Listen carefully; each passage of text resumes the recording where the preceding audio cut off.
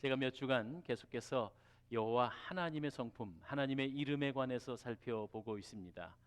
여러분 기억을 더듬어 보시고 여호와 삼마, 여호와 라파, 여호와 로이, 여호와 살롬 이렇게 했었습니다.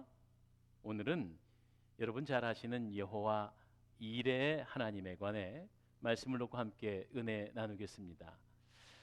여호와 이레 하나님께서 준비하셨다. 잘 아시는 것처럼 창세기 22장은 아브라함에게 있어서 하나님께서 큰 시험, 큰 연단을 시켜주시는데 그게 다름 아닌 백세에 얻을 아들 이삭을 바쳐라 하는 것입니다.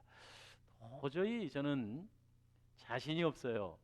제가 이 창세기 22장을 보면서 늘 느낄 때는 나에게 과연 아들을 바치라 하면 순종할 수 있을까? 아브라함의 믿음은 도대체 얼마나 대단한가? 도무지 흉내낼 수가 없어서 종종 이 말씀을 보면서 만약에 이것이 축복의 조건이라면, 이것이 하나님의 은총의 조건이라면 난 자신 없습니다. 이런 생각을 할 때가 종종 있습니다. 그런데 제가 이 아브라함이 어떻게 아들을 바칠 수 있는 믿음, 이 실천이 가능했을까 하는 것에 관해 제가 3년 전에 아브라함이 본 성탄절 하는 제목으로 대림절에 제가 이 동일한 본문으로 함께 말씀을 전한 적이 있어요. 무슨 내용인지 혹시 기억이 나십니까? 하나님께서 구속사적으로 당신의 하나뿐인 아들 예수를 우리의 구원을 위해 갈보리산에서 희생시킬 것인데 아브라함아, 내가 이것을 준비한다. 친구된 아브라함에게 이 구속의 신비한 비밀을 전했다. 그래서 아브라함도 용기를 가지고 아들을 바칠 수 있었다. 이런 내용의 주제로 아브라함이 본 성탄절 하는 내용으로 3년 전에 말씀을 함께 나눴습니다. 그래서 어떻게 아브라함이 이렇게 위대한 믿음과 순종이 가능했느냐 하는 것은 오늘 생략하고요. 자, 이 순종 후에 어떤 복이 주어졌느냐 하는 것을 오늘 본문 말씀 13절부터 함께 살펴보려고 합니다. 자, 순종한 아브라함에게 아브라함아, 아브라함아 하고 급하게 칼을 든 손을 멈추게 하시더니 하나님께서 이미 제물이 될 순양을 준비하셨다 하는 것이 오늘 본문의 말씀입니다. 얼마나 아브라함에게서 위로가 되고 또 안심이 되었을까요? 자칫 아들을 잡을 뻔했잖아요. 그런데 하나님이 미리 준비하셨습니다. 그래서 그 땅 이름을 여호와 이레라고 아브라함이 부르게 되는데, 여호와 이레라고 하는 말은 여호와께서 준비하셨다. 사랑하시는 여러분, 하나님께서 큰 시험 연단을 주었지만 아브라함이 그 연단을 잘 통과했을 때에 순양을 준비하시는 은혜를 베풀어 주셨거든요. 그런데 제가 오늘 여러분과 함께 더 강조하고 싶은 것은 단순히 이삭을 대신하는 제물로서의 순양뿐 아니라 본문은 15절 16절로 계속 이어가서 아브라함에게 다시 불러 이르시되 다른 약속을 하나 더 하시는데, 내 아들을 아끼지 않고 주었은즉 내가 그 아들 이삭을 통하여서 하늘의 별과 같이 바다의 모래알같이 많게 하리라 하는 두 번째 축복을 주십니다. 이게 여호와 이레의 두 번째 복입니다. 뭐라고요? 이삭을 통해 큰 민족을 이루겠다는 약속이지요. 그뿐으로 끝나지 않습니다. 다시 세 번째 축복인데요, 그것은 바로 18절에 내 씨로 말미암아 천하 만민이 복을 받으리라.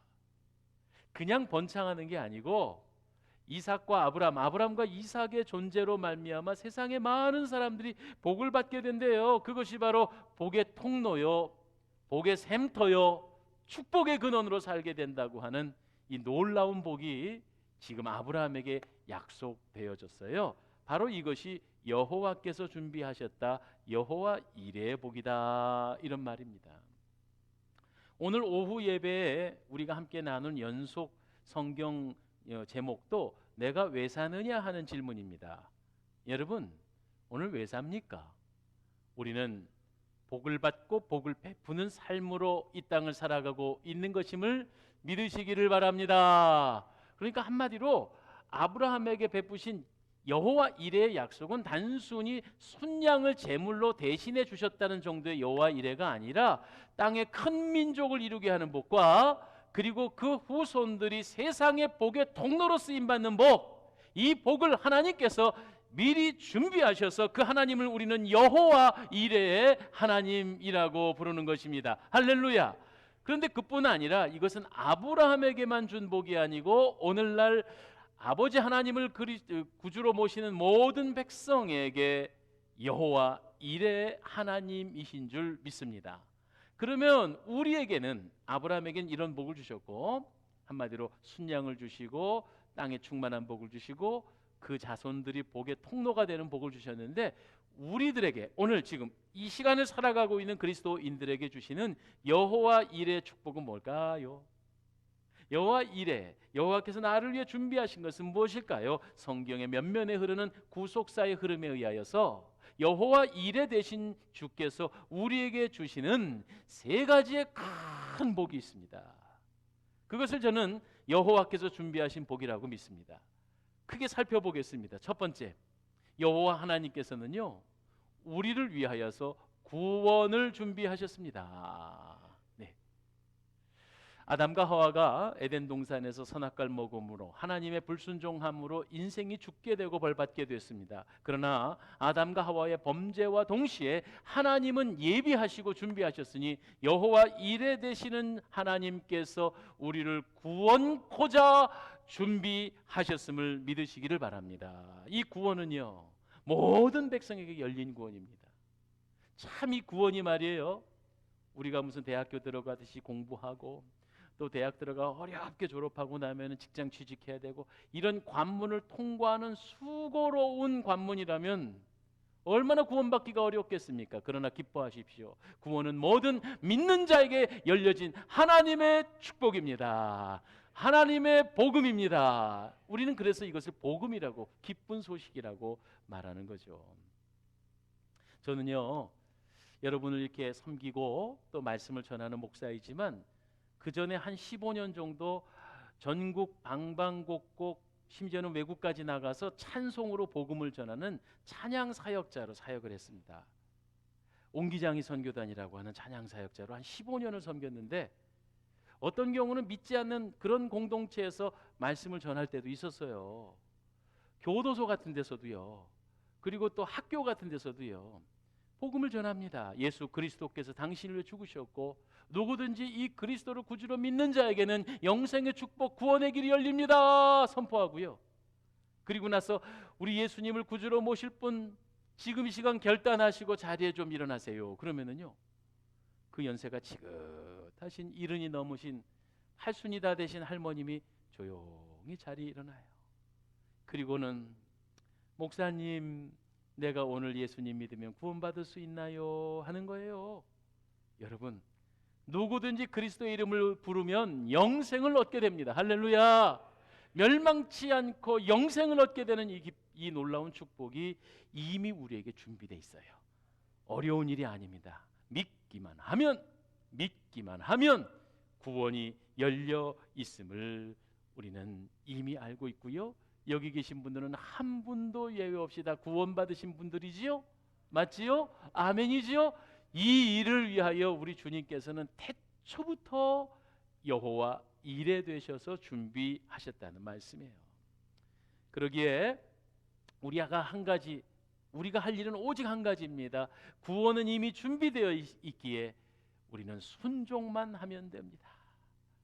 독생자 예수 그리스도를 나의 구주로 모셔드리기만 하면 준비된 구원은 바로 여러분의 것임을 믿으시기를 바랍니다. 이렇게 우리 하나님께서는 여호와 이레 되셔서 우리의 구원을 준비하셨다는 사실이고, 오늘 이 시간 여러분들은 한 분도 빠짐없이 구원받은 백성인 것을 믿습니다. 두 번째, 여호와 이레 되신 우리 하나님께서 무엇을 준비하셨느냐면요, 이생 이후의 내세, 즉 천국을 준비하셨습니다. 구원받은 백성들이 모두 다 함께 가서 장차 가야 할 영생의 나라 천국, 이 천국을 우리 주님께서 준비하셨는데 예수님께서는 공생애 동안 성경 곳곳에서 이 천국에 관해 증거하고 계세요. 요한복음 14장 1절로 3절의 말씀입니다. 주님께서 말씀하시기를 나는 내 아버지 집에 거할 곳이 많도다. 너희는 마음에 근심하지 말라, 염려치 말라. 내가 가서 너희를 위하여 처소를 예비한다. 이렇게 말씀하셨거든요. 그러니까 우리 주님께서요, 우리가 앞으로 장차 가야 할 그 천국의 처소를 이미 준비하고 계십니다. 여호와 이레 되신 분이십니다. 고린도 후서 5장에 보니까 5장 1절에 보니까 땅에 있는 우리의 장막집이 무너지면 하나님께서 지으신 집 곧 손으로 지은 것이 아니요 하늘에 있는 영원한 집이 우리에게 있는 줄 아느니라 그랬습니다. 이 땅에서 우리가 살아가면서 땅의 장막, 그러니까 우리의 육신이죠. 이 육신을 90년, 100년 누리고 살다가 이 장막집이 무너지면 한마디로 우리는 이제 죽음을 경험하게 되지요. 그러나 그것으로 세상 사람들은 끝나는 줄 알지만 아니에요. 구원받은 백성들은 이제 하늘의 장막집으로 이사가는 것입니다. 이것을 천국이라고 말하는 거죠. 우리 하나님께서 우리들을 위하여 이 천국을 예비하고 계십니다. 여호와 이레 되십니다. 사도행전 7장 54절에 보면 스데반 집사는 죽기 전에 하늘나라를 봤다 그랬어요. 하나님의 우편에 앉아 계신 예수 그리스도를 보셨다 그랬어요. 정말 저 하늘나라는 있습니다. 여러분 부디 바라기는요, 여러분 모두 다 이 생이 끝나고 나면 내세 하늘나라에 천국이 있음을 믿으시기를 바랍니다. 그런데 한간에 어떤 사람들은 이 천국에 관해서 믿어지지를 않는가 봐요.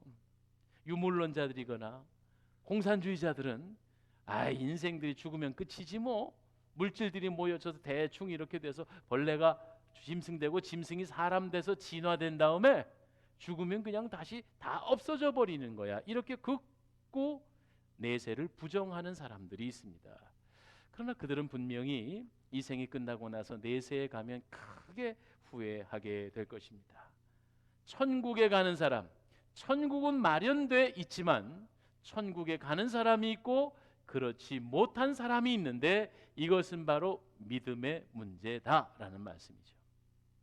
천국은 예수 그리스도를 구주로 믿는 모든 자들에게 마련된 하나님의 영생의 축복인 줄 믿으시기를 바라요. 문제는 뭐냐면 이 천국의 소망을 품고 사는 사람과 그렇지 못한 사람과의 인생의 목적과 삶이 다르다는 거죠.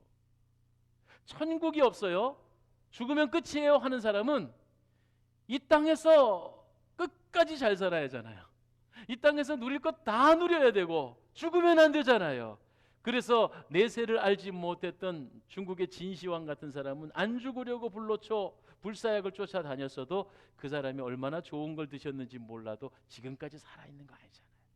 이 생은 우리가 잠시 거쳐가는 여행처럼 지나갈 것인데 살아있는 동안 사명을 감당하며 살다가 불림받아서는 천국에서 영생을 누려야 되는 것입니다. 이것이 어떻게 가능한가요? 믿음으로 가능해요. 내세와 천국의 소망이 있는 사람은 이 생을 살아가는 목적이 달라집니다. 그러므로 이 땅에서 얼마나 잘 먹고 잘 사느냐, 얼마나 위대한 인생을 사느냐가 중요한 게 아니라 어떻게 하면 하늘의 상급을 쌓고 사느냐, 이 생을 사는 목적이 달라진다는 말씀이죠. 그러므로 사울이었던 바울은 그 전에는 인생에 대한 목적을 알지 못하여서 열심히 산다고 살면서 예수 믿는 사람들을 잡는 그런 인생을 살았다가 예수님을 만나 영생을 얻고 천국 백성이 되자 그는 삶을 살아가는 인생의 목적이 바뀌었습니다. 그는 내세를 바라보며 살았습니다.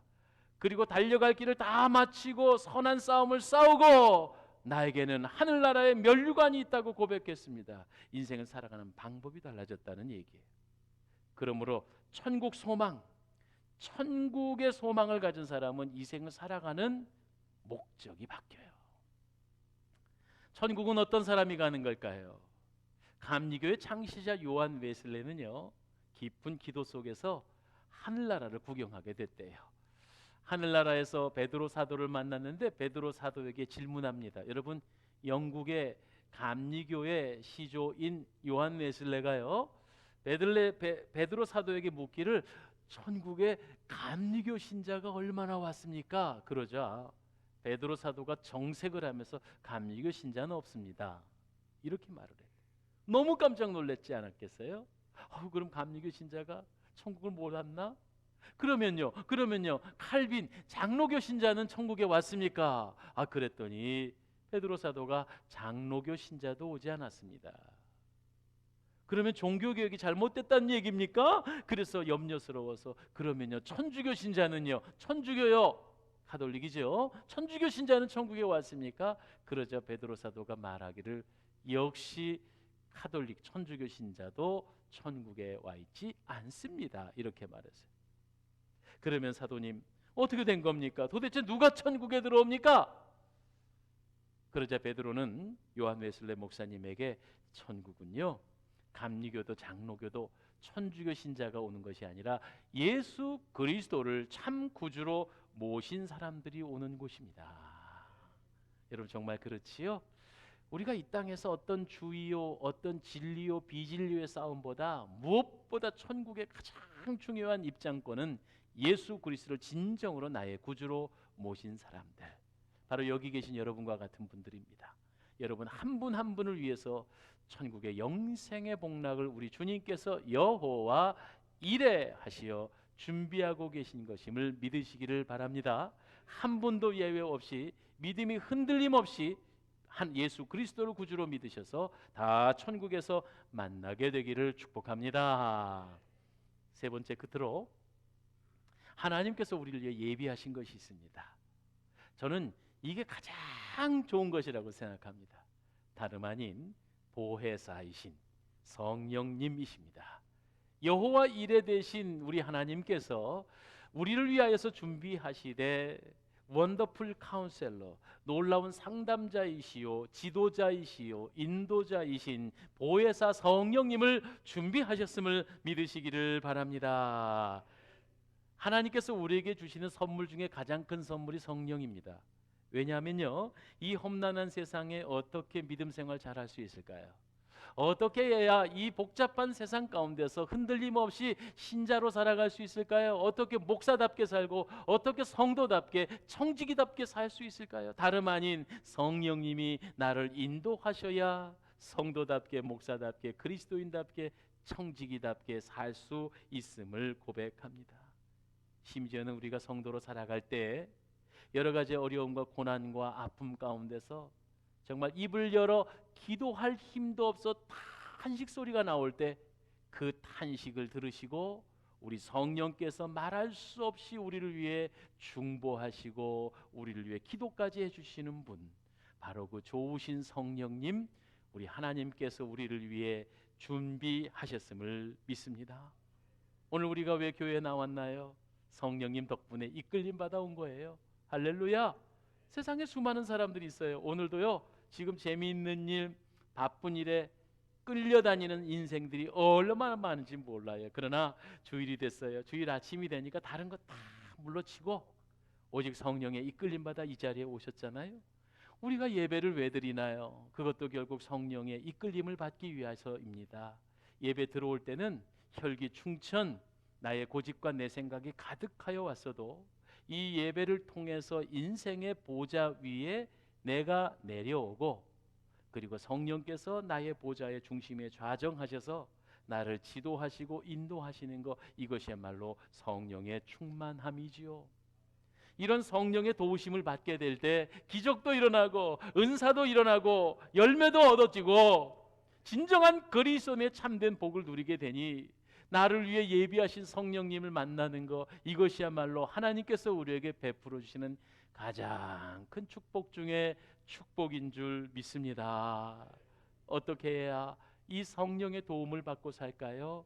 어서 여러분의 보좌에서 내려오세요. 물론 기분 나쁘고 속상하고 가슴 아프고 어려운 일들이 있었겠지요. 그러나 오늘 이 예배를 통해서 하나님, 나의 고집과 내 생각과 내 감정 내려놓습니다. 성령께서 내 속에 오셔서 나를 지도해 주세요. 나를 이끌어 주세요. 돈이 없어도 괜찮아요. 연약해도 괜찮아요. 성령만 있으면 하나님의 인도함을 받아 승리의 길을 걸어갈 수 있어요. 오늘 여러분 따라서 한번 하실까요? 성령님, 저와 함께 해주세요. 나는 능력이 없어요. 나는 힘이 없어요. 나는 오로지 그래서 주님이 필요해요. 성령님, 나를 도와주세요. 오늘 이 예배가 성령님을 의지하고 만나는 예배가 되길 바랍니다. 그런데 이게 잘 안 될 때가 있지요. 쑥스러워서 못하고, 어색해서 못하고, 또 내 속에 내가 너무 많아서 못하고. 왜 그렇게 내 생각이 많을까요? 분명히 알아요. 여러분 정도 되시는 분은 직감적으로 알아요. 아, 내가 이렇게 살면 안 되는데, 이런 결정은 성령이 주시는 마음이 아닌데, 그거 자리에서 빨리 내려오셔야 돼요. 성령님을 나의 구주로 맞아들이시고 여호와 이레 되신 그 주님을 인정하십시오. 이 예배를 통해 옳은 길로 인도함 받게 될 것입니다. 할렐루야. 감리교의 창시자인 요한 웨슬레 말씀을 드렸는데요. 원래 이 요한 웨슬레가요, 25살에 목사 안수를 받고 큰 꿈을 꾸고, 영국 사람이잖아요. 미국 아메리카 인디언들을 위하여서 선교를 위해 미국으로 대서양을 건너갔습니다.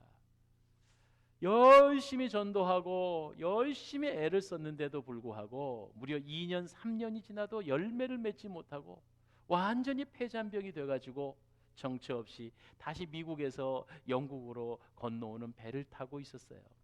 그런데 그 대서양을 건너는데요, 엄청난 폭풍 비바람이 오면서 배가 곧 침몰할 것 같은 거예요. 이 요한 웨슬레가 너무너무 겁이 나고 힘이 들어서 어쩔 줄 몰라 하고 있는데, 이게 웬일입니까?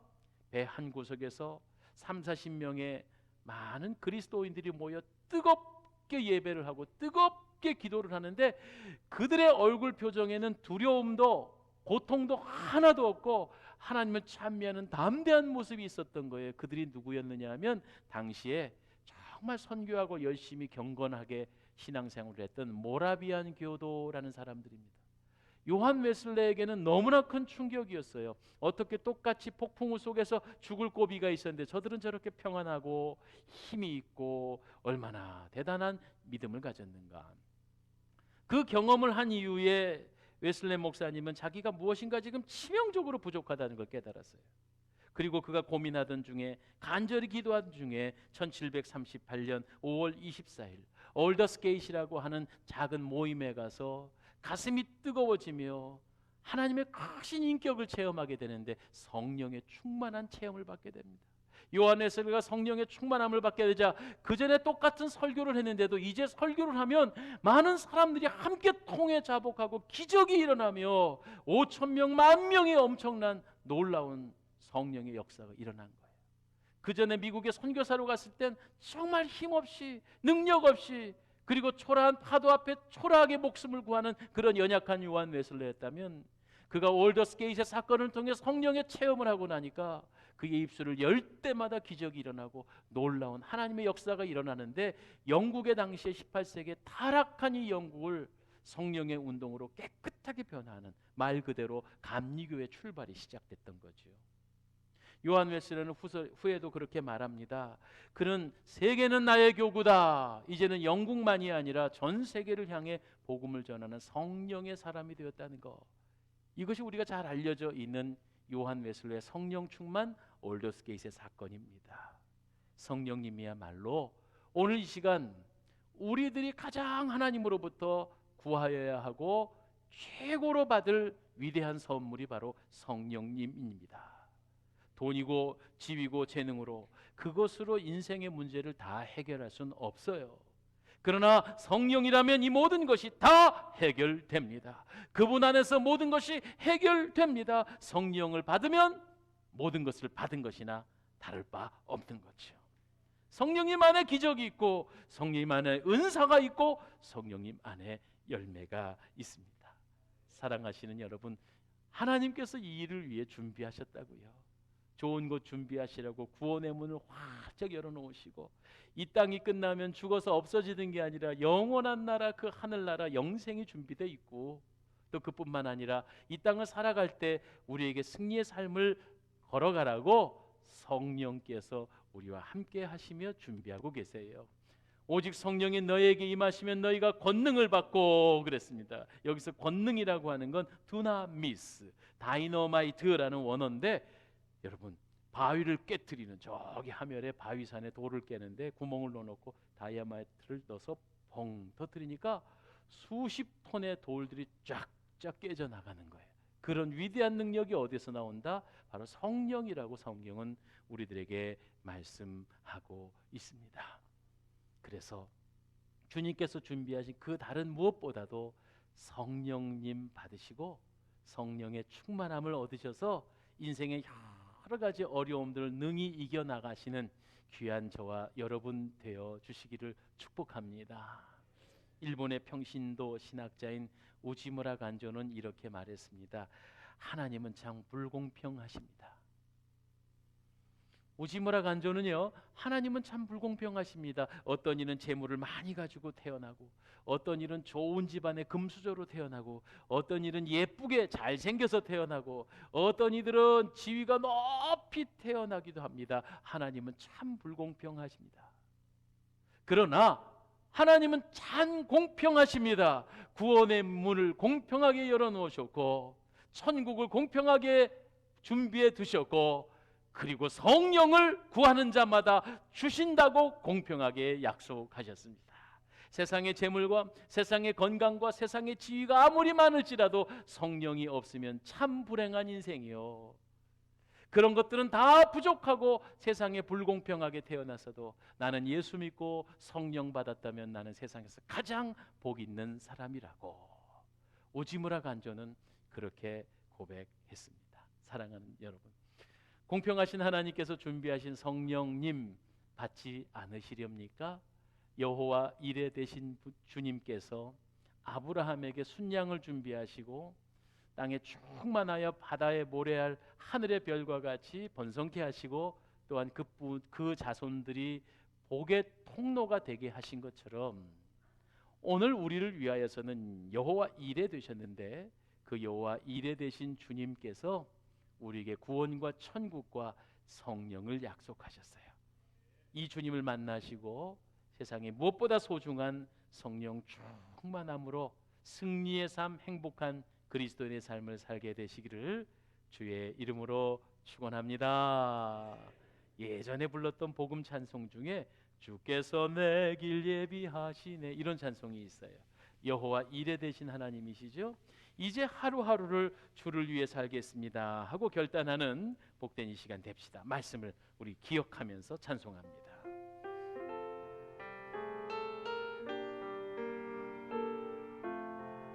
자, 우리 찬송할까요? 주께서 내 길 예비하시네. 아멘. 주께서 내 길 예비하시네. 이제 하루하루를 주를 위해, 이제 하루하루를 주를 위해 살리라. 주께서 내 길 예비하. 한 번 더 우리 1절로 다시 한번 찬양하시오. 주께서 내 길 얘기하시네. 주께서 내 길 예비하시네. 아멘. 주께서 내 길 예비하시네. 하루하루 이제 하루하루를 주를 위해 살리라. 주께서 내 길 예비하시네. 나 이제 주를 따라가리라. 나 이제 주를 따라가려네. 아멘. 나 이제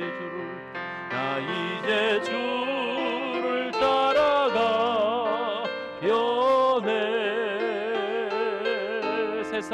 세상 죄를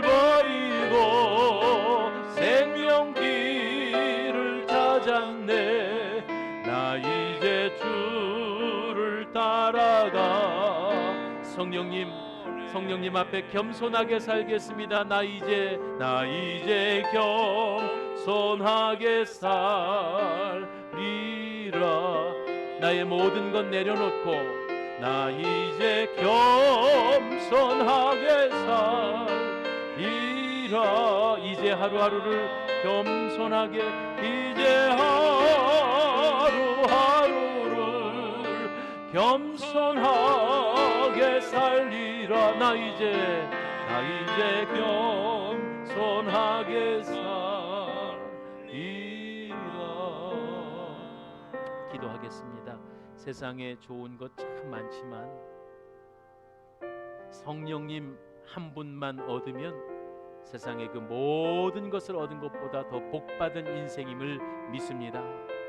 아브라함에게 여호와 이레 되셨던 하나님께서 우리를 위해 구원의 문을 준비하셨고 우리를 위해 천국을 준비하셨으며 무엇보다 보혜사 되신 성령님을 주시마 약속하신 은혜, 감사와 찬송을 올려드립니다. 험난한 세상 나 혼자 살아가기 힘든데 이 시간 내 속에 오셔서 성령님 좌정하시고 나의 헛된 생각들과 어두움과 슬픔과 눈물과 그런 모든 감정들 다 씻어주시고 오직 성령에 의지해서 능력받아서 주님이 기뻐하시는 삶을 승리롭게 살다가 천국 가서 상 받는 죄종들 되게 하여 주옵소서. 하나님, 험난한 세상을 살아갑니다. 성령의 지도하심이 아니면 살 수 없사오니 목사답게, 장로님답게, 권사님답게, 집사님들답게, 성도답게, 청지기답게, 직분자답게 살아갈 수 있는 권능을 성령을 통하여 부어 주옵소서. 순종하며 살겠나이다. 예수님 이름으로 기도하옵나이다.